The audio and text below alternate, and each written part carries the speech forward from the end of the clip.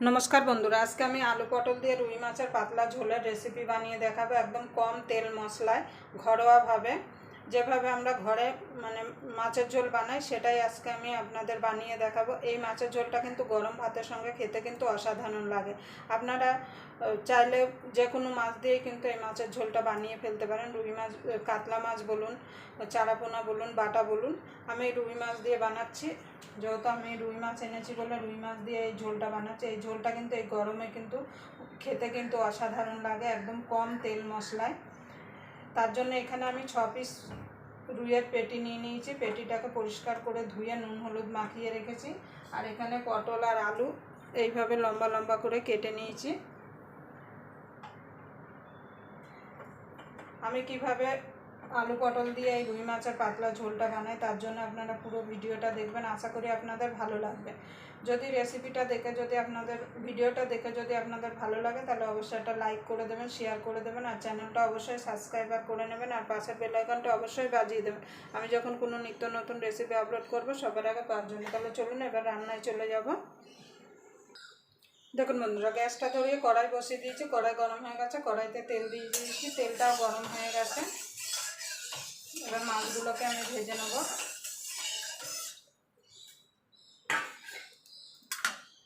সামান্য তেলের মধ্যে একটুখানি নুন দিয়ে দেবো।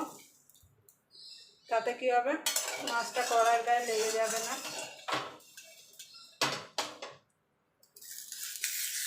এবার মাছগুলো ছেড়ে দেবো।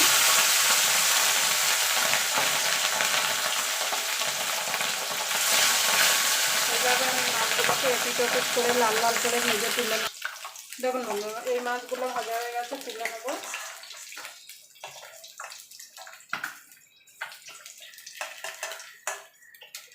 এইভাবে বাকি মাছগুলো ভেজে তুলে নেব।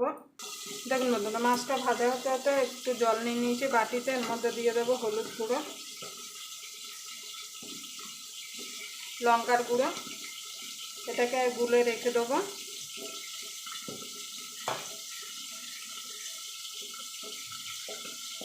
এদিকে আমি জিরে আর তেজপাতাটা শুকনো খোলায় ভেজে নিয়েছি। এবার এটাকে আমি মিক্সিতে দিয়ে গুঁড়িয়ে নেব। আপনারা চাইলে শিলনোড়ায়ও বেটে নিতে পারেন।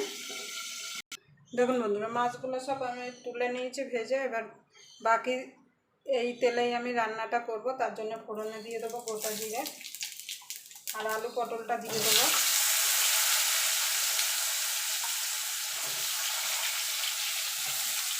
এবার আলু পটলটা ভেজে নেব ভাজা ভাজা করে নেব একটু।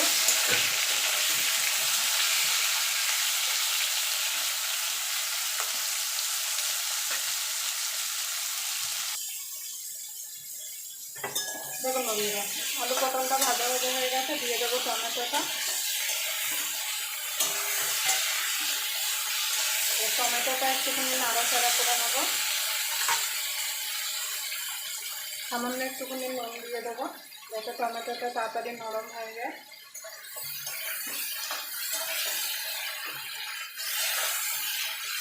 এখানে যে মশলাটা গুলে রেখেছিলাম হলুদ আর লঙ্কাটা সেটা দিয়ে দেবো।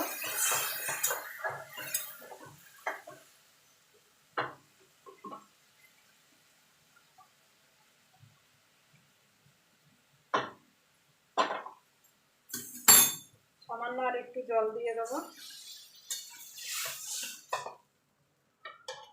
দিয়ে এটাকে হতে দেবো।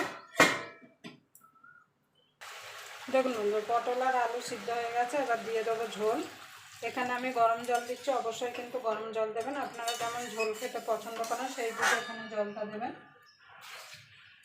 এবার ফুটে উঠলে মাছটা দিয়ে দেবো।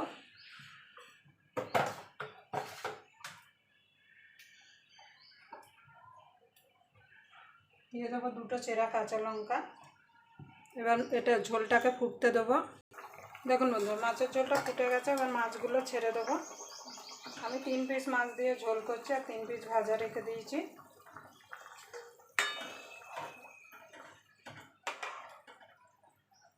নুনটা অবশ্যই একটু চেক করে নেবেন। দিয়ে দেবো ধনে পাতা।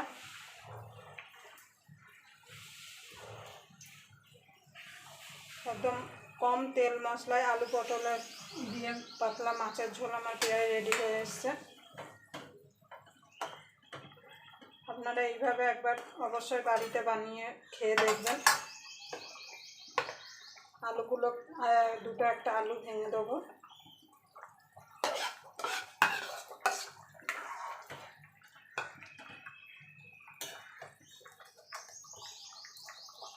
দেখুন বন্ধু, এবার দিয়ে দেবো যে জিরেটা তেজপাতাটা ভেজেছিলাম মিক্সিতে গুঁড়িয়ে নিয়েছি, সেটা দিয়ে দেবো।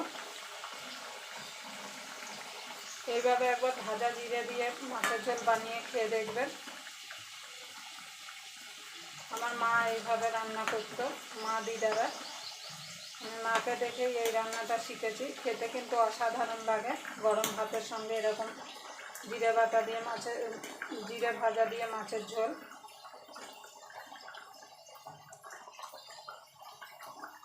দেখুন বন্ধু, মাছের ঝোলটা হয়ে গেছে, আমি এবার নামিয়ে দেবো। আবার আপনাদের সঙ্গে কোনো নতুন রেসিপি নিয়ে দেখা হবে। ততক্ষণ পর্যন্ত আপনারা ভালো থাকবেন, সুস্থ থাকবেন।